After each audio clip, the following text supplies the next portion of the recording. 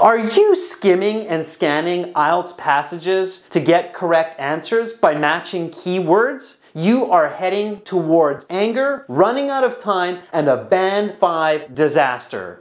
Skimming and scanning are ineffective strategies because the IELTS reading section is not just a game of go fish. The creators of the IELTS are too clever for that. They will paraphrase keywords between the paragraphs and the questions. In fact, matching keywords will often be in the wrong place to make sure that those candidates who are playing go fish get low band scores. Let me teach you the correct strategies using our sample reading passage taken from our premium IELTS package at aehelp.com.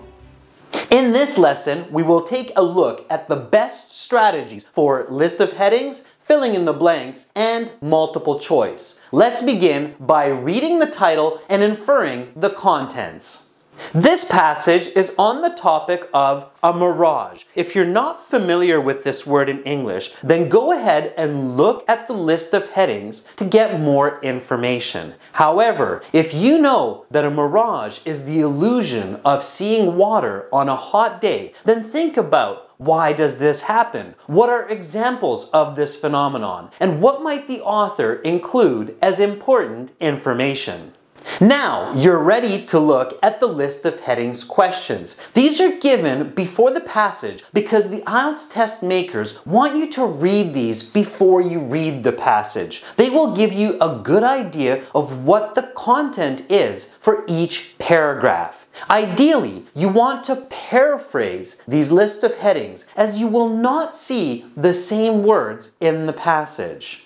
Next, look at the fill-in-the-blank questions. Read all of these carefully as these are definitely found in the passage in some context. Again, remember, paraphrasing is key. Look for synonyms and descriptive language. Do not necessarily look for the same words when you're reading. After that, look at the multiple choice questions, but do not read the choices because a lot of these are wrong and confusing. Simply read the questions and then get to reading the passage. Let's do this together. Mirages. A man is walking in a desert in dire need of water. Up ahead, he sees what seems to be a lake or a pond. Excited, he runs towards the source of water. He gets closer, but the water disappears.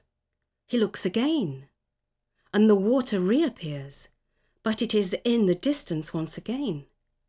He runs once more, but his efforts are futile. The water is not there.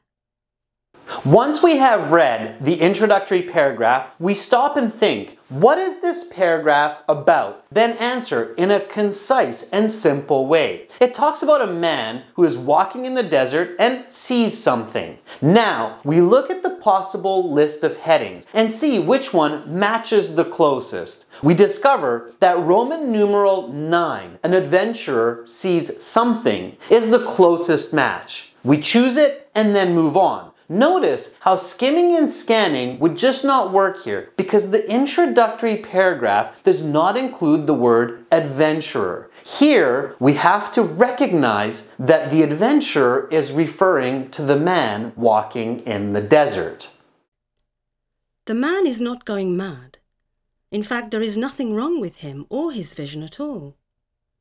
What he has seen is called a mirage. Mirages are optical illusions caused by atmospheric conditions, which play tricks on the brain's visual system. Importantly, they are not hallucinations. Hallucinations are fabrications, while mirages are a result of phenomena in the real world. Another way to look at the difference between hallucinations and mirages is that mirages will be seen by any observer. Hallucinations, conversely, exist only in the mind of the person hallucinating.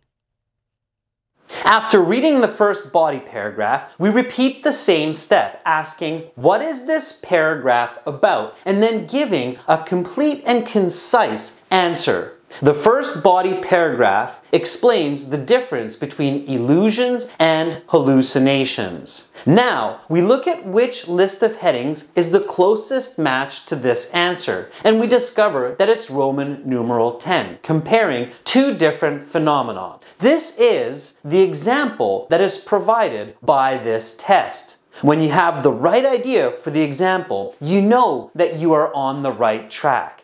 Continue with the remaining paragraphs, stopping the video after each paragraph and asking, what is this about? Then giving the answer, and you will find the answer key at the end of the video. Make sure to get all of our practice exams and all of our strategies by signing up for our premium package at aehelp.com. For general IELTS, check out gieltshelp.com. Now, let's continue. While the man walking in the desert anecdote is a popular mirage narrative, the most common mirage in everyday life actually takes place on long, straight, flat highways on hot, sunny days. Driving along such a highway on such a day, it is common to see what looks like a puddle of water on the road in the distance. But once that point is reached, the puddle is gone, and instead, located further in the distance. What is going on here? The cause of mirages is the difference in heat between the ground and the air. Tarmac, the surface material of highways, can get very hot in the summer and releases heat, raising the temperature of the air immediately above the tarmac. The air higher up is much cooler, so there is a sharp temperature gradient, or rate of change, in the air above the highway. It is known from physics that light is refracted or bent differently through air at different temperatures. The sharp temperature gradient in the air immediately above the highway causes the light rays to bend upwards towards the cooler, denser air.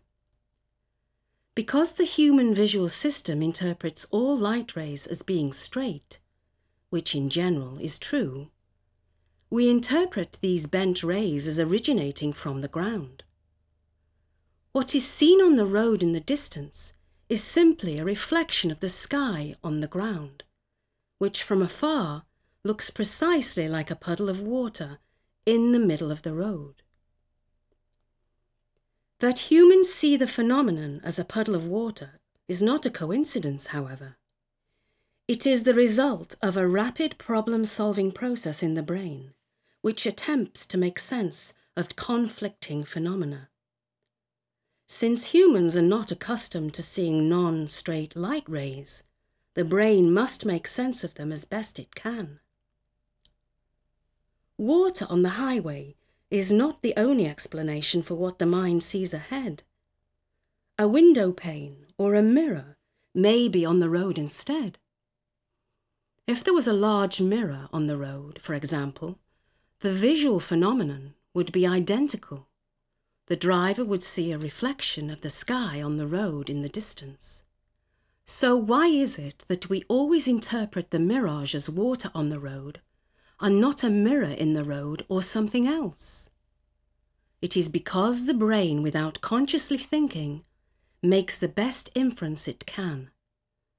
The average person in their catalogue of experiences does not have a real, non-mirage experience of seeing a mirror in the middle of a highway. Conversely, the average person does have a real experience of seeing a puddle on the highway. Any sufficiently rainy day will produce this effect. The brain compares the probabilities of these two and other possibilities and concludes that the phenomenon must be a puddle of water.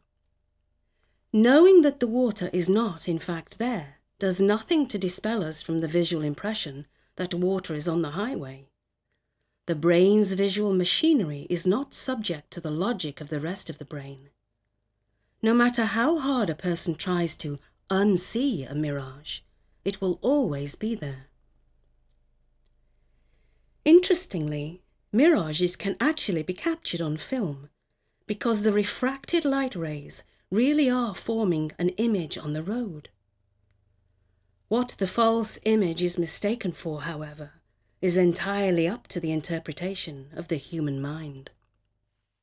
Now that we have completed all of the list of headings questions, let's move on to fill in the blanks. In the first question, mirages are created by blank. We discover, after paraphrasing the question, that the answer comes from the first body paragraph. Atmospheric conditions. Again, notice that if I were to skim for the keyword created by, I would not find the answer, because in the paragraph, the word is actually caused by.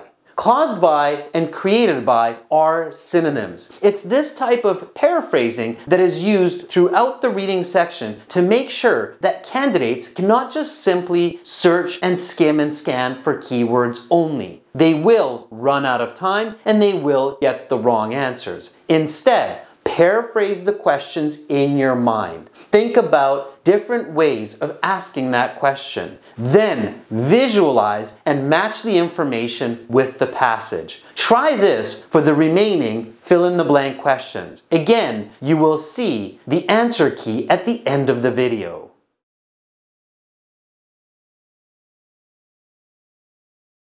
For multiple choice questions, the most common mistake is that candidates quickly look at the possible choices, hoping that one will just stand out from the rest. This, combined with skimming and scanning for keywords, is almost a sure way to get the answers wrong. Instead, what you need to do is look at the question. Before you look at the choices, think about your own answer based on what you understood from the passage.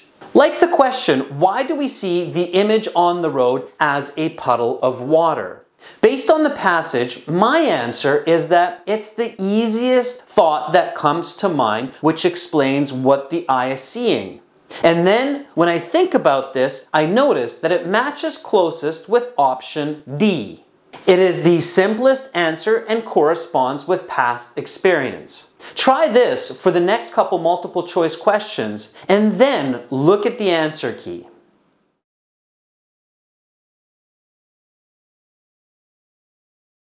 Learn the right strategies for all question types in the reading section. Join our premium IELTS package at aehelp.com. It's a one-time payment for lifetime access. You get practice exams, videos, an interactive course, and an app for your phone. Use the code READ9 for a 10% discount. Click the link in the video description. We are an IDP affiliate, British Council partner, IELTS Test Registration Center, and I'm a certified British Council agent. Begin learning for success today.